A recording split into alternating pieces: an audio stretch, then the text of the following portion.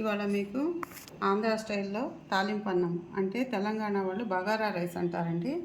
అదే మీకు ఈజీగా తొందరగా ఎలా వండాలో చూపిస్తున్నాను. మనకు కావాల్సిన పదార్థాలండి.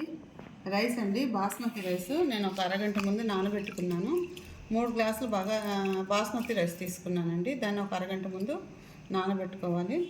ఈ 3 గ్లాసులకి సరిపడా మనం ఏ గ్లాస్ తోటైనా తీసుకోండి. దానికి సరిపడా వాటర్ 4.5 గ్లాసులు పోసుకోవాలంటే గ్లాస్కి 1.5 నీళ్ళు అండి. ఒక గ్లాస్కి 1.5 నీళ్ళు, 4.5 గ్లాసులు పడతాయి వాటరు. దానికి కావాల్సినవి ఇవి చూపిస్తున్నాను పదార్థాలు.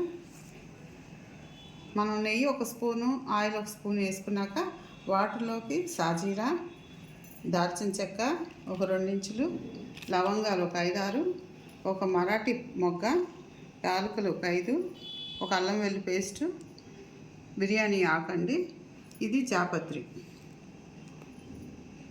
ఇంకా మిగతా కూరగాయలండి. పెద్ద ఉల్లిపాయలు ఒక హాఫ్ అండి, పెద్దదైతే ఒక హాఫ్, లేదా ఒక ఉల్లిపాయ చిన్నదండి, ఒక 5-6 పచ్చిమిరపకాయలు.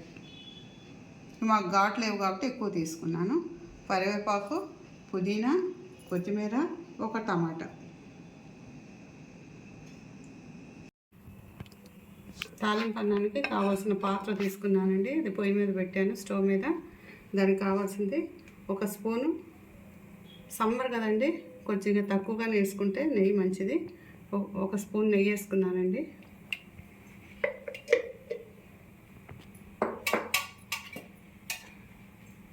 ఒకటిన్నర స్పూన్ ఆయిల్ వేసుకున్నాను.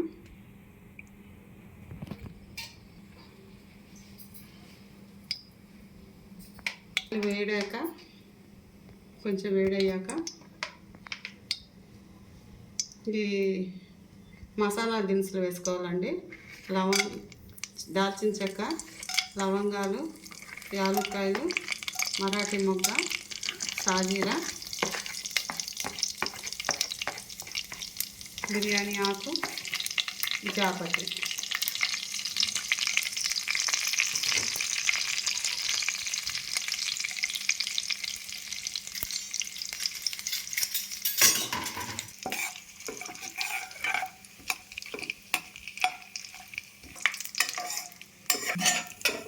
మసాలా దినుసులన్నీ కొంచెం ఫ్లేవర్ వచ్చినాయండి, వేగినాయి.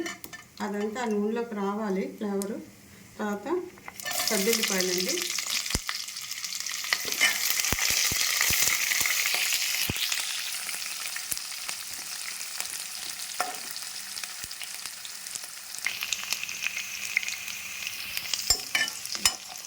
పెద్దల్లిపాయ కూడా వేగిందండి. దాంట్లో అల్లం వెల్లుల్లిపాయ పేస్ట్ 1 స్పూన్ వేయాలి.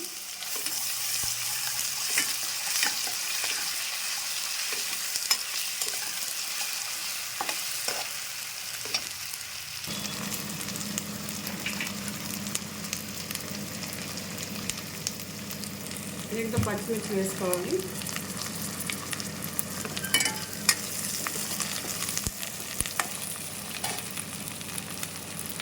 కొంచెం కొత్తిమీర అండి, పుదీనా, కరివేపాకు,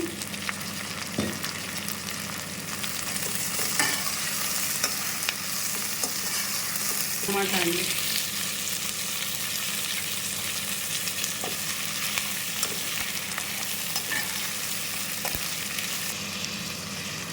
రుచికి తగ్గ సాల్ట్ అండి.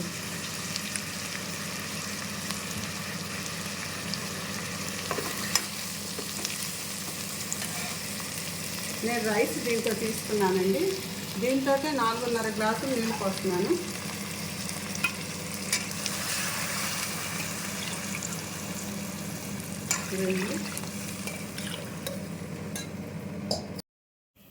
వాటర్ బాయిల్ అయినాయండి నీళ్ళు.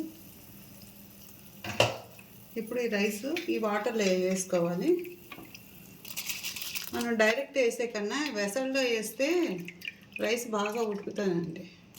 నీళ్ళు ఇట్లా వెసరు పెట్టుకొని ఈ నీళ్ళల్లో వేసుకుంటే బాగా రైస్ పొడి పొడిగా అవుతుంది.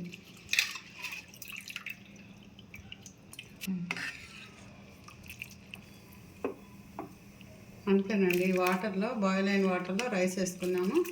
ఇంకా దీనికి మూత పెట్టేసేసి ఉడికాక మూత తీసేసుకోవడం అండి. ఇంకా అయిపోవచ్చిందండి. ఒక్కసారి కలుపుకొని మంట తగ్గించుకొని సిమ్లో పెట్టుకుంటే అయిపోతుందండి. ఒకసారి మొత్తం కలుపుకుంటే కింద నుంచి